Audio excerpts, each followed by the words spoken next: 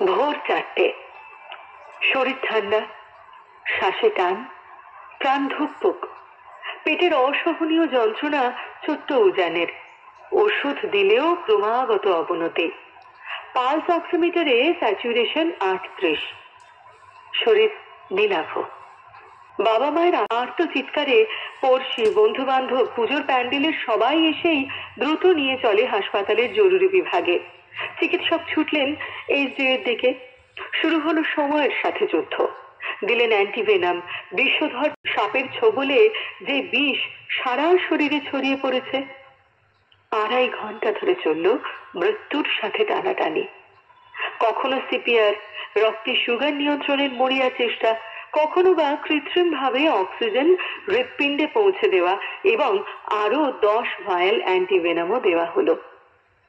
শেষমেশ মৃত্যুকে হারিয়ে ফিরিয়ে আনেন উজানকে, যেন নবজন্ম।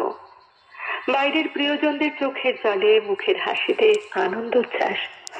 ডাক্তারের চরণ স্পর্শ করতে চান সবাই।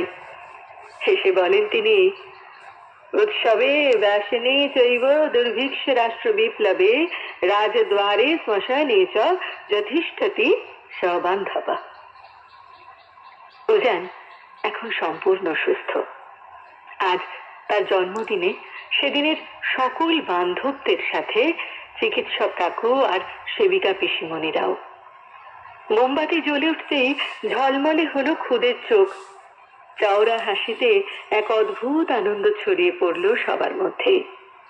মৃত্যুর করাল ছায়া সরিয়ে সবাই নিতে উঠল উজানের নবজন্মের আনন্দে। উৎসবের আলোয় আজ সবাই এক আসনে। চিকিৎসক কাকু বলেন, সেই দেশে আজ ভাষাই ভেলা, যেথায় শুধু হাসির মেলা। খুশির যেথা ডাকছে বান, আলোর দেশে চল উজান।